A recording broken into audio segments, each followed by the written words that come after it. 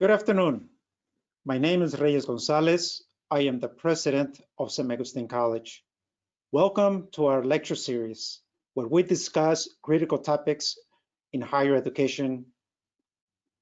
Today, we are honored to have a very distinguished Latino leader. But before I introduce him, I would like to say a few words about our topic.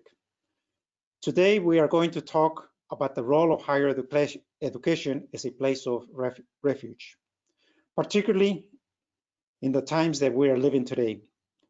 Some scholars may postulate that higher education dates back to the medieval times, and that it was in the 12th century that higher education evolved into a safe haven for learning, discovery, and the shaping of our lives and our ideas.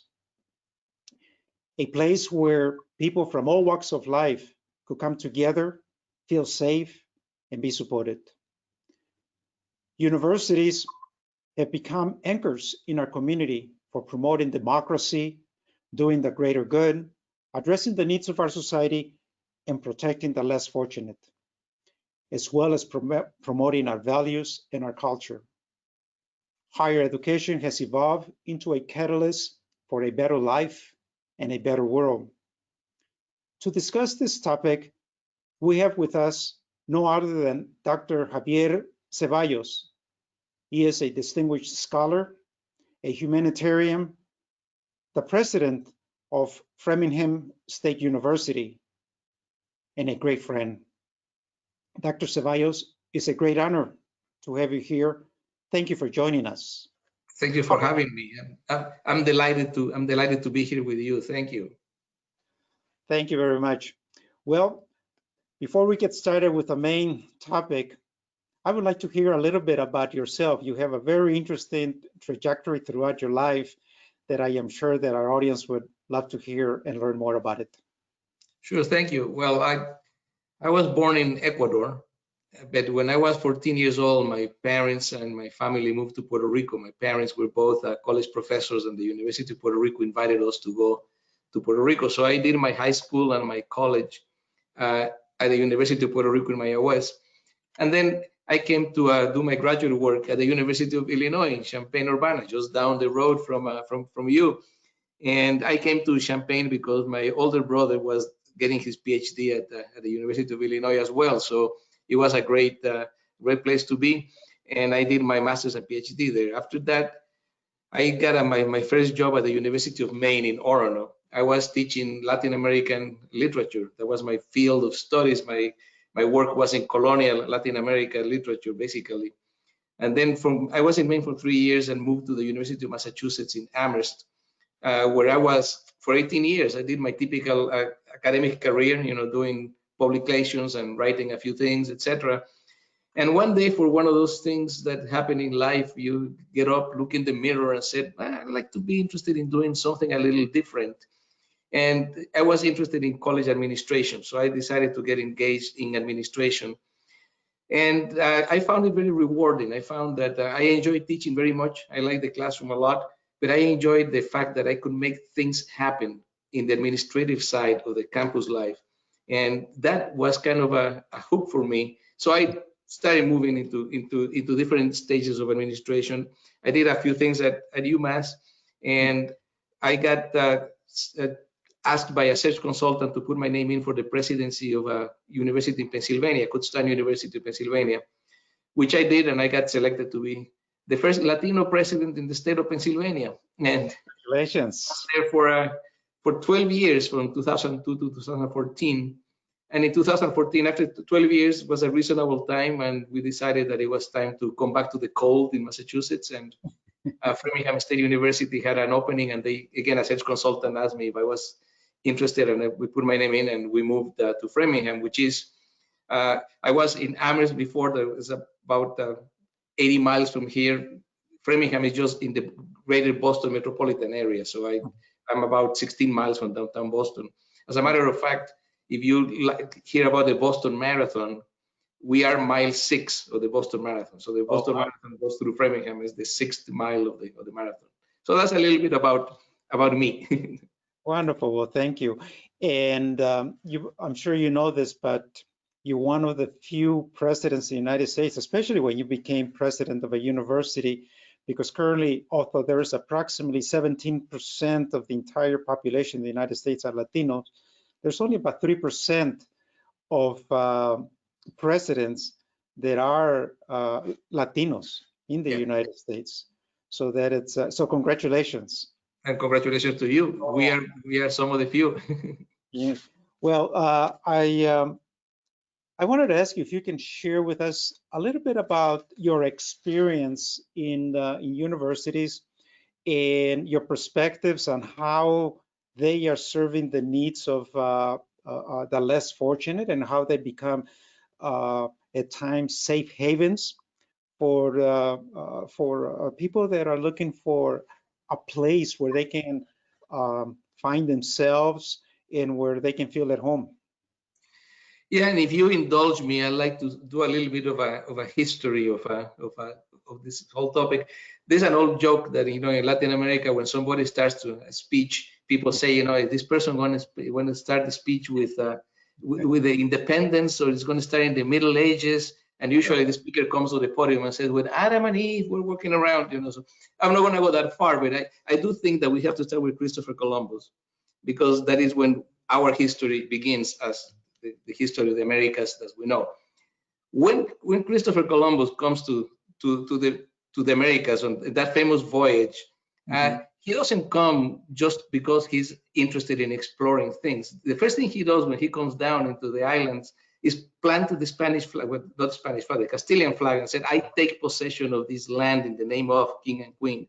And immediately after that, he's creating the first large group of displaced people, that are the Native American people, the indigenous people of the Caribbean, and of course it would be Mexico and and the whole Central and South America. And this is the first large group of people that all of a sudden feel displaced in their own land.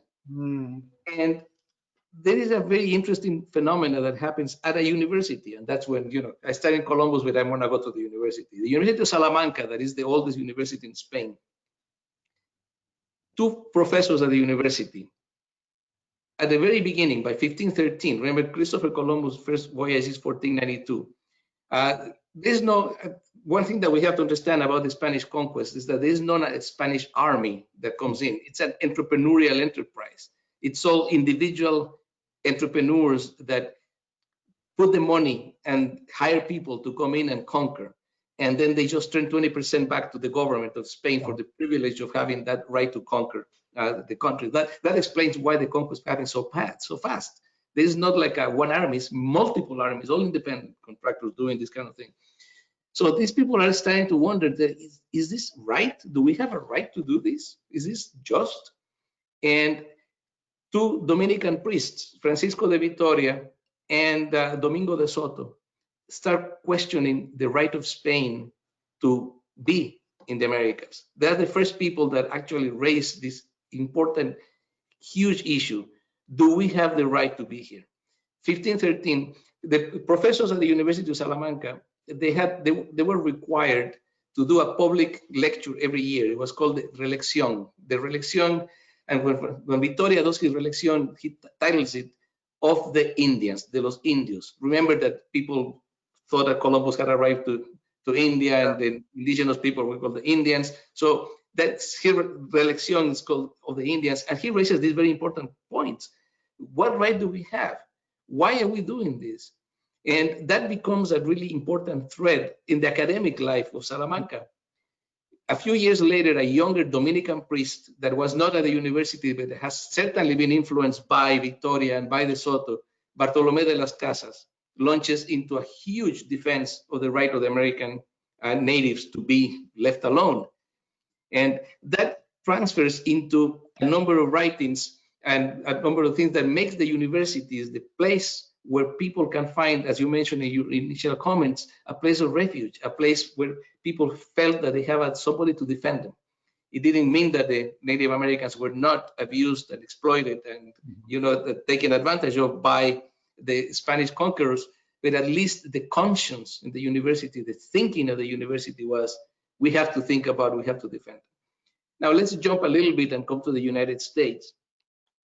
There's a number of groups of people that have been displaced historically. And the first group of people that was displaced historically have been women.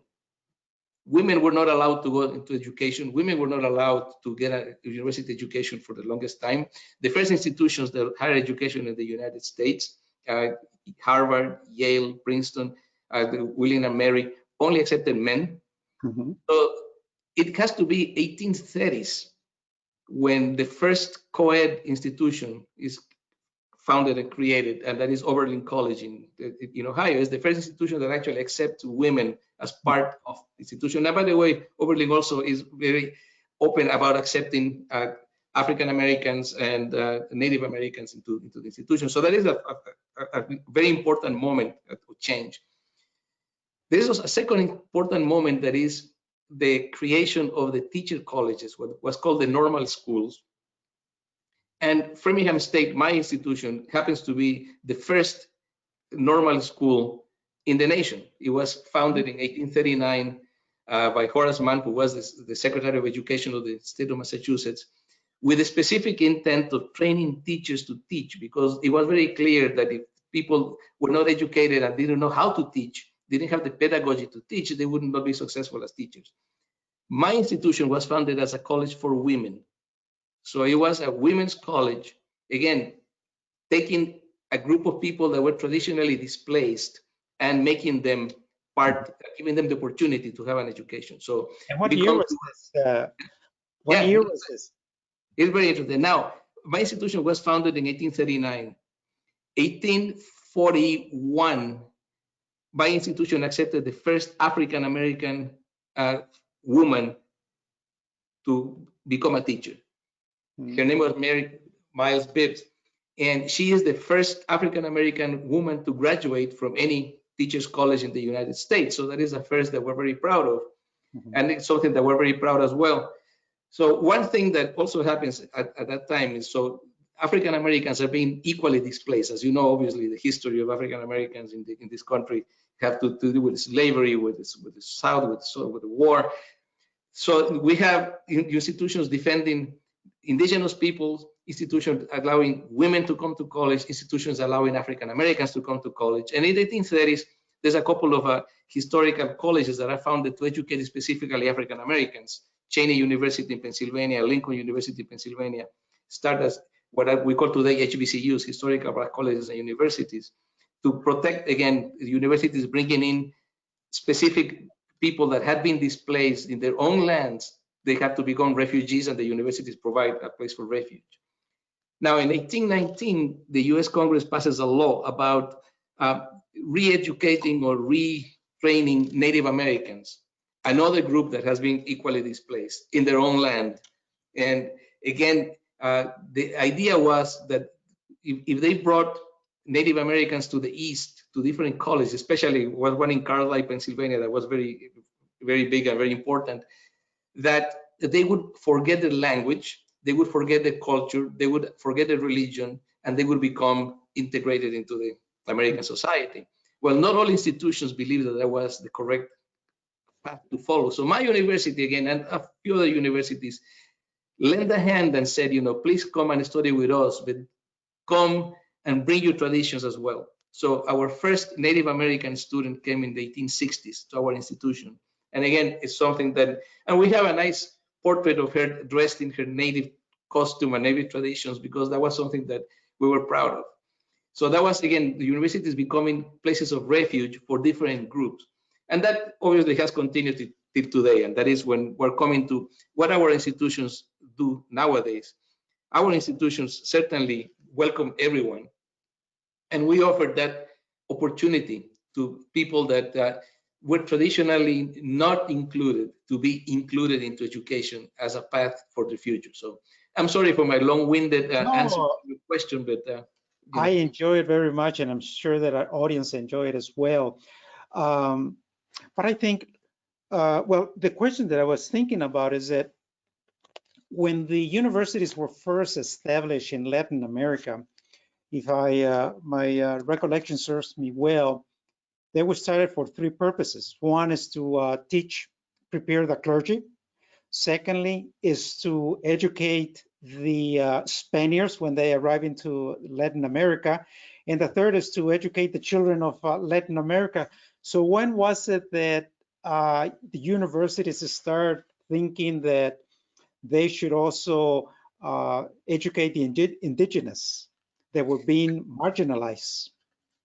Yes, and that actually is a very interesting, very important point.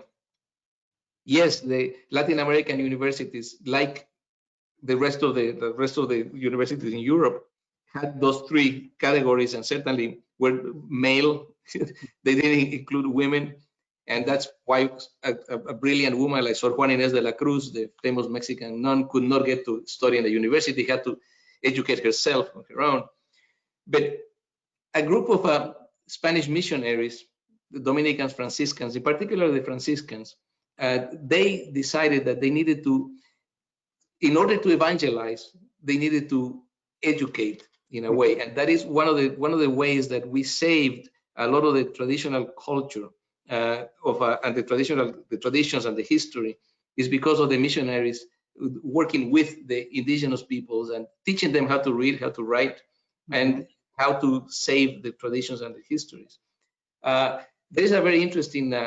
There's a few native writers during the colonial times that write in either Nahuatl in Mexico or Quechua in Peru, or in a mix of Spanish and Quechua, or Spanish and Nahuatl, and in some of the Maya languages in Central America. But you know, they certainly did not have education like we conceive today, and they didn't have the opportunity to go to a university. Most Latin American countries after independence in the 19th century do start opening up to women, and women's right to vote becomes a very important one. And what is interesting is that I think that most Latin American countries had women's voting way before the United States did. There was, you know, much ahead of the time. And at some point, also the universities open up to women and to indigenous peoples as well.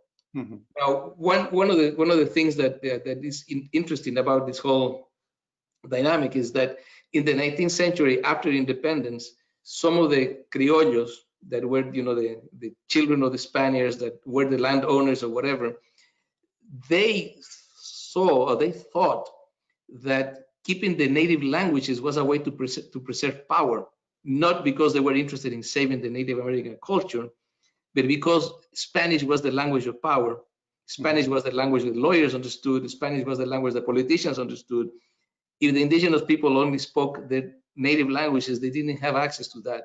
So you have this very interesting phenomena of criollos learning different native languages, and not everybody is evil, not everybody is bad. So many of them actually get a very interesting perspective, and, you know, say, this is a great tradition, great history, and so they start, you know, again growing. And nowadays in many universities in Latin America, you have bilingual education in many places. In Ecuador, you can teach Quechua in schools, and some of the universities are taught in Quechua, etc. So that is an interesting thing. But obviously today, you know, the universities are open to everyone that qualifies, obviously, in Latin America. So they go in, and public universities in Latin America, as you know, are mostly free. So it truly opens the doors of education to everyone.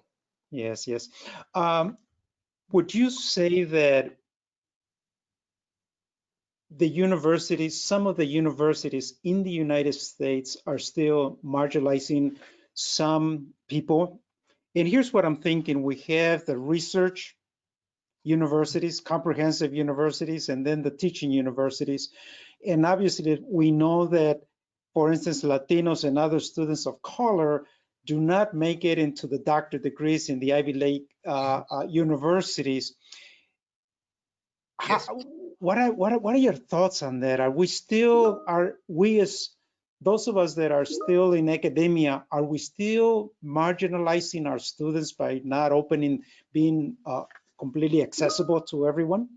Yeah, there's all kinds of institutions, kind of universities, and there are different ways of of looking at the question.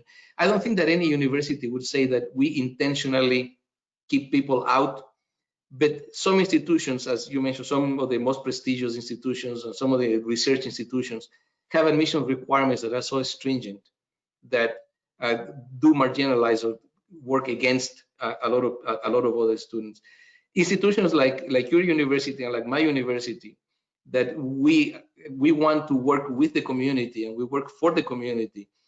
We understand that students might not have had the opportunity to get all the necessary background at once. So we can work with our local community colleges to do remedial work. We can work with our tutorial mentoring services to do work. So we provide a much better wrap around of services for students to succeed. Because, you know, it's very hard if you took algebra when you were in 10th grade and that was the last time you took a math class, and then you come to a university and want to study engineering and have to take calculus to begin with, and your algebra is 3 years ago. You know how easy it is to forget and how hard it is to catch up. So we need to, so institutions like ours, you know, that are teaching institutions that you know, that work with the community certainly provide that access and opportunity. Mm-hmm. But yes, you're absolutely right. Other institutions do not. And that's why most of the Latinx students, African American students are not in the Ivies, are in our type of institutions, our type of universities. And, you know, my opinion is that not until we do something with the lack of distribution of wealth in our country will we be able to equalize the opportunities for everyone. Because as we know, our community live in, well, unfortunately, we are still occupying careers that are not as lucrative as others. So as a result, we live in communities that are marginalized as well, not only because of the resources, but also because of the education that is provided in those areas. Yeah, well, I think that obviously, you know, we have a couple of issues that need to be addressed. One is the sheer cost of education. I mean, when you look at institutions that are, you know, the price is $60,000-$70,000 per year, mm-hmm. and that's, you know, that is the going price. You just wonder who can possibly be affording that. Mm-hmm. On the other hand, you know, we have the big challenge of the K-12 system that is funded by, in most places, by real estate taxes. So if the value of property is high, the schools are going to be high and good. If the real estate value is low, the schools are not going to have that kind of income, and you get huge disparities in educational opportunities, depending on geography, depending on the zip code that you are in, and that is a challenge that this nation faces, and we have to find a solution as a nation to that problem. I'm just going to share with you know, just anecdotally, when I was in Pennsylvania, Kutztown University. Kutztown is a small town, relatively well off. You know, because of the university, and you know, there's a big industry there, so people get good salaries, etc. So the property values are relatively decent. So the school district is well funded. So my children were going to the public school, and when they got to high school, every kid is handed a computer to be with them for the 4 years they're in high school. That is their laptop that they take with them everywhere, and so they can do all sorts of things, and the homework, everything is that they can. You don't miss a beat. If you miss a class, you have it in the laptop, etc. 15 miles down the road is Reading, Pennsylvania. That is one of the poorest communities in the United States. Mm-hmm. And in Reading, Pennsylvania, the school district, the teachers have to buy pencils for the students because couldn't afford it. So how do you think that when you're going to go to the university to apply for a university, if you have gone to a school that handed you a computer when you got to high school or sooner, and compare that to a school that the teacher had to give you a pencil? So are we talking about fairness? No, of course not. It is not fair at all. And we're talking about 15 miles apart from each other. So that is the challenge that we have to address, and that's what I believe that our institutions have to open the doors, and we have to start working with the community, starting, you know, trying to influence the K-12 system, work with children since they are in first grade, if possible, or fifth grade, or, you know, or sixth grade, so that they can think about education as a future, education as the path for the future life. So that's a Yeah. very important point. Yes, I also believe that part of our role as institutions of higher educations, we need to develop systems of education so that students do not have to go from elementary to high school to a college, but rather that the transition is seamless and that we are supporting the communities in which we exist. And unfortunately, some of us are not doing it. But I think it goes to what you were just saying. Yeah, it is obviously a very, very big challenge, but you're absolutely right. I mean, because if we can create that structure, that system that you can work with students from the moment that they are in first grade, so you can create a seamless transition. So by the time that students get to high school, they know that they have to take lab courses, they know they have to take writing courses, they know they have to take the math courses to prepare themselves to be to college, and the college is already working with them. So a lot of these things can be addressed by dual enrollment programs, and we're doing a number of those things: early college programs, dual enrollment, trying to give students credit for both, and helping them with that transitioning, so that also when they come to college, they are much better prepared. And the second benefit of those kind of programs is that by getting college credit when they are in high school, they are actually lowering the cost of education, because when they come to us, if they can have a full year of college already under the belt. They can take enough credits to become into college as sophomores, and it's only 3 years of tuition and not 4 years of tuition, and that makes a big difference. Yes, and you are able to graduate them a year earlier. And also, if the next phase in their life is work, they can work another year. Not necessarily that each of us, all of us want to work another year in our life, but if you want to, you have an opportunity because you're able to graduate a year earlier. Well, you can look at it from the other perspective. You can retire a year earlier if you start working a year earlier and starting putting money aside for your retirement. That's what you educators do for us, is that we start looking at the life worth from a financial perspective. So we started looking at, well, how much can I generate if I graduate a year earlier or work a year longer past my retirement age? Yeah. Well, one thing that is related to that, I mean, and we were chatting about it, you and I, before, that we have to encourage our students to think about professions and careers that would be rewarding, both personally, emotionally, but also financially. Sure. And it is very important to think about, yes, it's very important to follow your heart, but also follow your head, and you can combine both, and you can do both.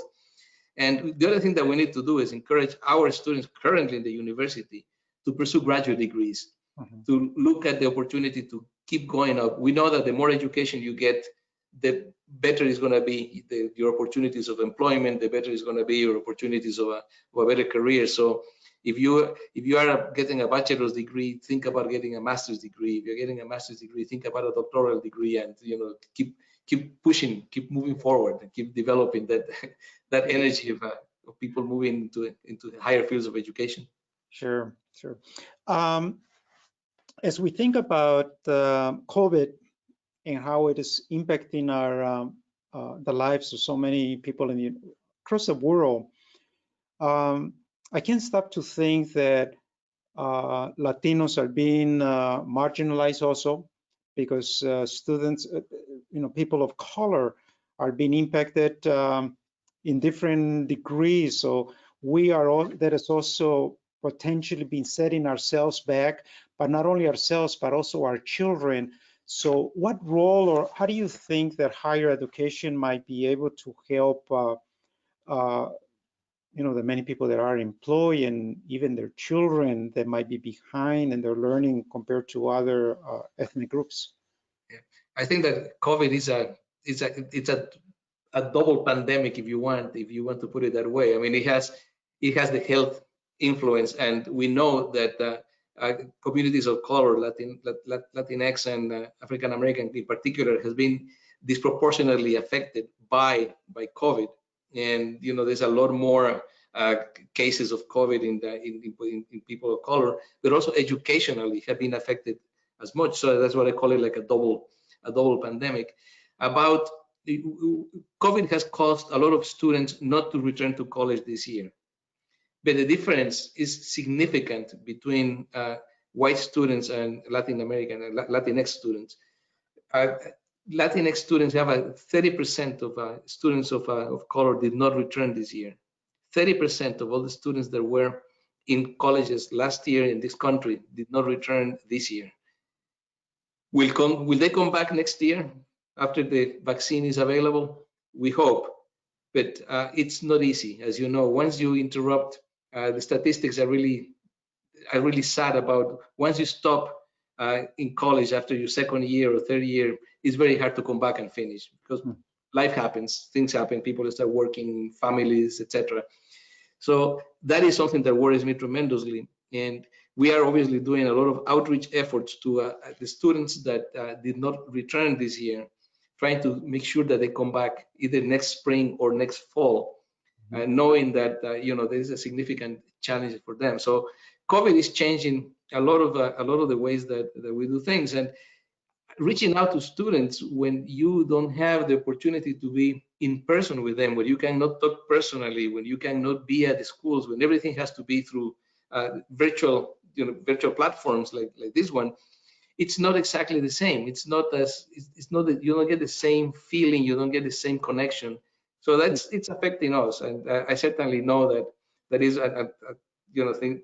In addition to that, you have to put the economic reality of a lot of families that do not have access to high-speed internet, and they don't have computers at home, and all of a sudden everybody is required to have a computer. Many students, and I know I've seen them in my campus, they have been attending classes in telephones because we actually created a laptop program, a laptop learner program. So we bought all these computers and we gave them to the students that didn't have a computer so they could attend classes. And then we realized that was only the beginning because they didn't have internet at home. So we had to buy hotspots for them as well. So that we had to provide them with the laptop and the hotspot. But I know of colleges that have installed Wi-Fi in the parking lots so that students can actually drive into the parking and connect the telephone or the laptop to the Wi-Fi because they don't have Wi-Fi at home. And so these huge disparities in opportunities are just creating a crisis that is going to be with us for a while. I mean, COVID is going to have significant effects and impacts in education for many years. It's not a 1 or 2 years thing. It is a few years down that we're affecting that. You add to that the fact that students in the K-12 system are suffering significantly, and we have seen all the statistics. We read the news. The fact is that education for a K-12 through Zoom, it's not working as well, especially for families that have so many challenges. I mean, it's a difference to when you send the children to third grade or second grade at the school. There is a routine, there is an organization, there is a system, there is things to do. When you ask the children to sit at home in front of the computer, there's a telephone, there's a television, there is the neighbors, there is the number of distractions. So the proficiency of students is going down. I mean, the grades are going down, and so that means that we're going to have to do a lot more remedial work in the next few years to make sure that we bring those students that have suffered through these 6-8 months of distance education with all these connotations back to speed, back to the level that they should be, so they can be successful when they reach the university. Yes, the echoing of what you were saying, the other thing that worries me is that our students, Latino students, or children, I should say, their parents, they both have to go to work. So during this pandemic, while we have been providing online education for them, there wasn't anybody at home to help them to learn their assignments. So I said that's different than it is in other ethnic groups, in which mom and dad, one of the two who is college educated, can stay home and help the children to learn their lessons. But in our community, both of the parents have to go to school, so there's maybe just another brother or sister in the house, and that's the extent of the support that they will receive. So Yes. I see the gap widening between Latinos and other ethnic, more affluent groups. Yes, and that is very scary and very worrisome to me as well. You're absolutely right, and that is a big challenge. And again, a lot of Latino population, many parents don't speak English or are not fluent in English, and they have a hard time communicating, understanding. So trying to translate assignment in biology, Mhm. to help the children while they are at home, looking at an English text Mhm. and trying to understand it in Spanish. And it gets very, very complex, and Very, and very complex.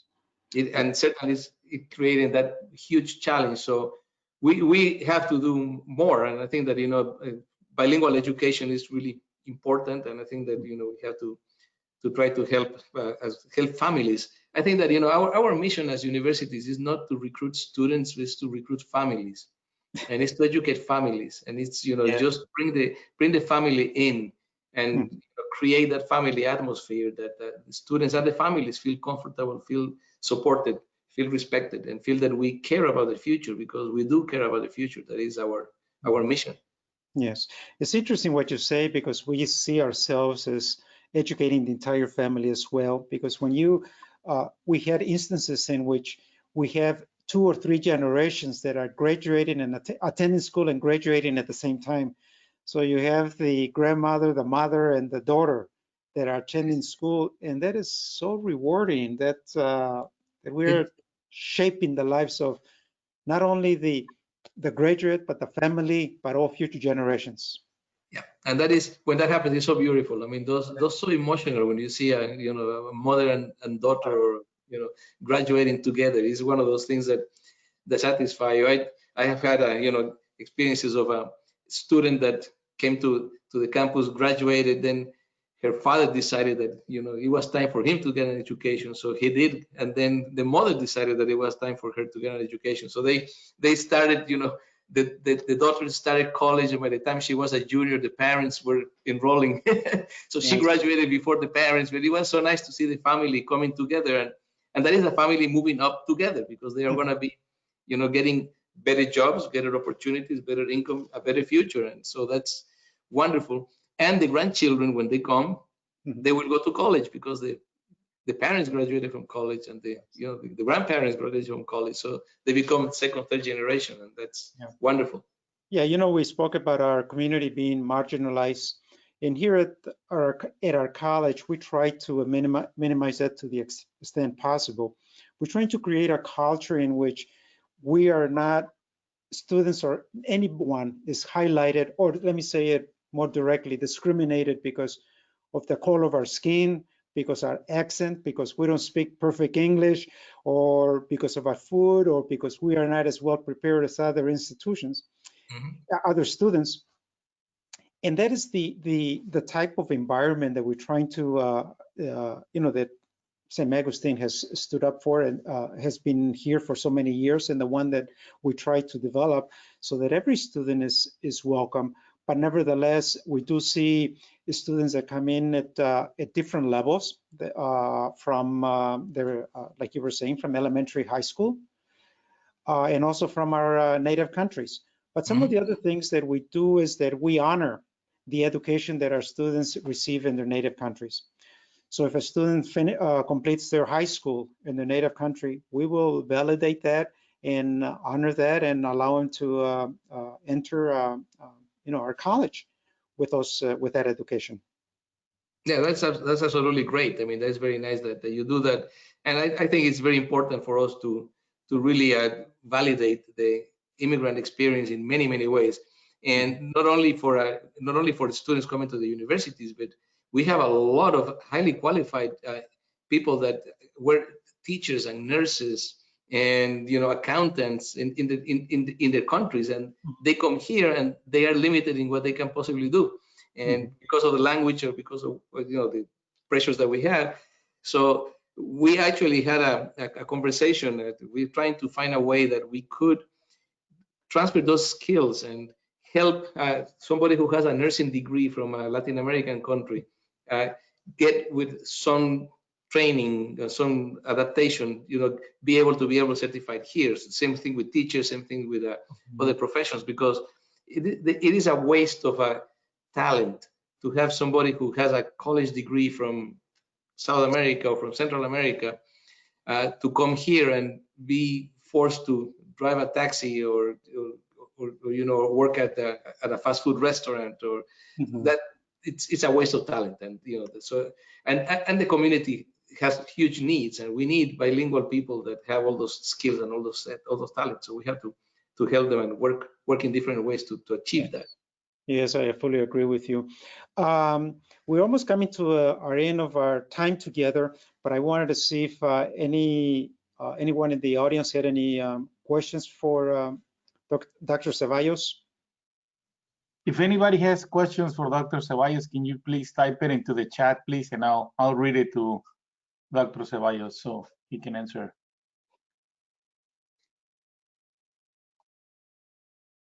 But I think that you were saying that you enjoy administration, but I also see that you must have been a wonderful teacher. I really enjoy your introduction and the history of higher education. Yeah, well, I did enjoy teaching. I love teaching, and that I miss teaching. That's one thing that that at some point I may go back to doing like teaching a class, or when at some point when I retire, I may go teach a course someplace just for the pleasure of it. It is so wonderful to be in the classroom and to see the young faces and and people learning and engaged, and that's always very rewarding. It is. It is. I think that each of us can think of someone that influenced and changed our lives because of some interest and something that they did. I know that when excuse me, Rafael? No, there's no question right now, though. Oh. Yes, I think that most of us can look back and think about someone that influenced our lives. And I think that the ones that influenced my lives were mostly teachers, but primarily my father. My father did not have an opportunity to go to school, but nevertheless, he was one of the wisest men that I ever met and influenced my life. But just like him, I had other teachers throughout my life that helped me to become who I am, and hopefully that I can pass that on to someone else. And that is one of the great things that our profession allows us to do, is to influence other people. And of course, we all have, I think that everybody has a favorite teacher from school days and a favorite teacher from college, and somebody who touched you and changed you in some way by just talking. And obviously your father, as you say, my parents were very influential for me. I was very fortunate in the fact that my parents were both college professors, so they were highly educated, and education for us was very important from the start. But that's not always the case. But the important thing is, to make sure that everybody has access to that opportunity that I had and that you had with getting your education. So that's our mission, and I think that we participate and we share in that compromise with society. I think that is our role. That's we all have something that our life is supposed to do, and I think that our life is meant to fight for educational opportunities for all. Dr. Ceballos, we have a question. What is the impact of colonization in Latinx students regarding achievement in school? That's a very complex question. I don't know if a minute will be enough, but let's put it that let's just look at the whole history of colonization in Latin America. Created all these displaced peoples that I was mentioning briefly. Well, part of that colonization was creating a population of people that were basically kept in poverty for a long time. And poverty is one of the main important reasons that people migrate. So migration itself is the result of colonization. If the wealth was distributed in a right way, nobody would migrate, nobody would leave. I mean, you know, everybody leaves because you want to get a better future, a better opportunity that you don't have. So for students coming to the United States from families that migrated, that migration is indeed the result of 300 years of colonization that happened. So this is a very complex question, and I don't want to oversimplify something that deserves at least an hour of conversation, but I know that we don't have that much time. So, but that is a very good question. We have another question. Has Framingham State University has established partnership with Latin American universities? Yes, yes, we do. We have partnerships with many universities all over the world, but in Latin America, we have specific partnerships in Costa Rica, Nicaragua, Brazil, Ecuador, Colombia, Mexico. So yes, absolutely, we do have partnerships. Argentina, Chile. We actually have a program of Chilean teachers that come to study a semester with us. You know, so it's so yeah, we have all those kind of partnerships, and those are very important to us.